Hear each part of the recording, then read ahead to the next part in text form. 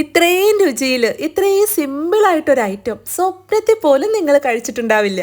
അപ്പോൾ ഒരു പാൻ അടുപ്പത്ത് വെച്ച് കുറച്ച് എണ്ണ ഒഴിച്ചു കൊടുത്ത് എണ്ണയൊന്ന് ചൂടാവുമ്പോൾ ഒരു 4 ബ്രെഡ് പീസസ് സ്ക്വയേഴ്സ് ആയിട്ട് കട്ട് ചെയ്തതും ഇട്ട് കൊടുത്ത് തിരിച്ചു മറിച്ചു നോക്കിയിട്ട് ഡീപ് ഫ്രൈ ചെയ്തതൊന്ന് കോരി മാറ്റാം. ഇനി അതേ എണ്ണയിലേക്ക് ഗ്രേറ്റ് ചെയ്തെടുത്ത ചെറിയൊരു ക്യാരറ്റും ഇട്ട് കൊടുത്ത് ഒരു ലൈറ്റ് ഗോൾഡൻ കളർ ആകുമ്പോൾ അതും ഒന്ന് വറുത്ത് കോരി മാറ്റാം.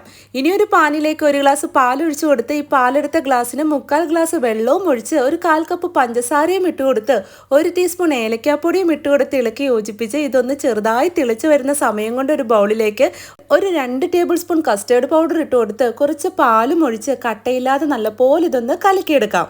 ഇനി ഈ മിക്സ് ചൂടായ പാലിലേക്ക് ഒഴിച്ചു കൊടുത്ത് കൈയെടുക്കാതെ ഇളക്കി തിളപ്പിച്ചതാ ഇതുപോലെ ഈ പാലൊന്ന് കുറുകി വരുന്ന സമയത്ത് നമുക്ക് തീ ഓഫ് ചെയ്യാം.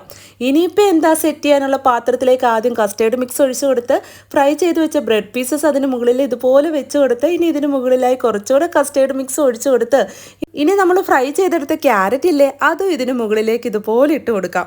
അങ്ങനെ ഞാനിവിടെ 2 ബൗളിലേക്ക് ഇതുപോലെ ഒന്ന് സെറ്റ് ചെയ്തെടുത്തിട്ടുണ്ട്. ഇനി ഇത് നമുക്ക് ഫ്രിഡ്ജിൽ ഒരു 30 മിനിറ്റ് നല്ലപോലെ ഒന്ന് സെറ്റ് ചെയ്യാനായിട്ട് വെക്കാം. ശേഷം അതിൽ നിന്ന് ഒരു പീസ് ഇങ്ങനെ എടുത്ത് കഴിച്ചാലുണ്ടല്ലോ ശരിക്കും അടിപൊളിയാ.